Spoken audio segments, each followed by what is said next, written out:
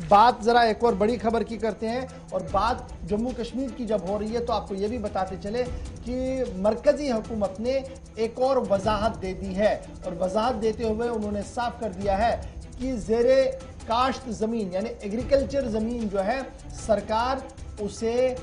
दे सकती है तरक्याती कामों के लिए। एक बड़ा फैसला ये है, न सिर्फ तरक्याती कामों के लिए बल्कि एनजीओज और दीगर ट्रस्टों के लिए भी सरकार उस ज़मीन को लेकर दे सकती है। ऐवान के अंदर वजारत दाखिला की तरफ से जवाब दिया गया है, बल्कि जानकारी भी दी गई है। एक तो ये कि वादी में मुहाजिर जो कश्मीरी पंडित हैं उनकी जायदादों की बहाली कितनी हुई है वो भी तमाम डिटेल रखी गई हैं पार्लियामेंट के सामने। लेकिन दूसरी बात ये कि जम्मू कश्मीर इंतज़ामिया को क्या ये इख्तियारात हैं कि वो फलाही कामों के लिए, फलाही मकासद के लिए ज़मीन की मुंतकली का इख्तियार रखती है या नहीं। इस सवाल के जवाब में साफ कर दिया गया मरकजी सरकार की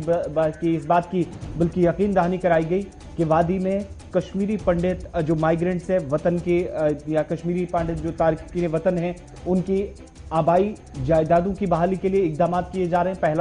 पहले तो ये यकीन दहानी ऐवान के अंदर कराई गई। दूसरी बात, मरकजी वजारत दाखिला की तरफ से जो जवाब दिया गया, जानकारी दी गई है कि जम्मू कश्मीर के अंदर हुकूमत को या इंतज़ामिया को फलाही मकासद के लिए ज़मीन की मुंतकली का इख्तियार है। जहाँ पर फलाही कामों के लिए कोई मराकज़ किसी तरह का सेंटर या कोई और काम किया जाना हो तो वहाँ पर जम्मू कश्मीर इंतज़ामिया के पास ये राइट्स हैं, ये इख्तियारात आज के वक्त में हैं, सरकार की तरफ से दिए गए हैं। मोटी बात ये माने कि कल मरकजी वजारत दाखिला ने इस बात की वजाहत कर दी कि ज़ेरे काश्त ज़मीन यानी एग्रीकल्चर लैंड को सरकार मुंतकिल कर सकती है, और ये जब मुंतकिल ट्रांसफ़र करेगी तो पर्पज़ ऑफ ट्रांसफ़र क्या होना चाहिए उसकी भी वजाहत जो है वो कर दी गई है। पब्लिक पर्पज़ के लिए ज़मीन को दिया जा सकता है। और फिर मिसाल के तौर पर ये भी हमारे सामने होना चाहिए कि लेफ्टिनेंट गवर्नर साहब ने जब एडमिनिस्ट्रेटिव काउंसिल की मीटिंग ली थी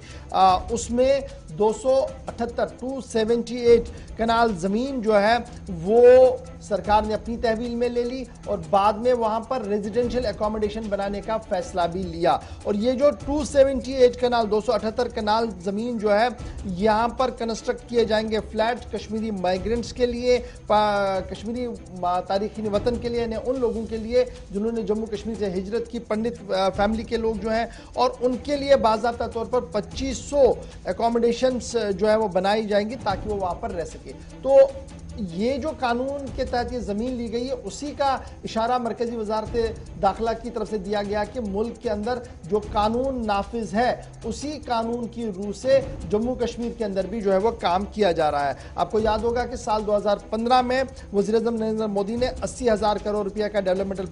पैकेज का ऐलान किया था जम्मू कश्मीर के लिए, जिसमें रिलीफ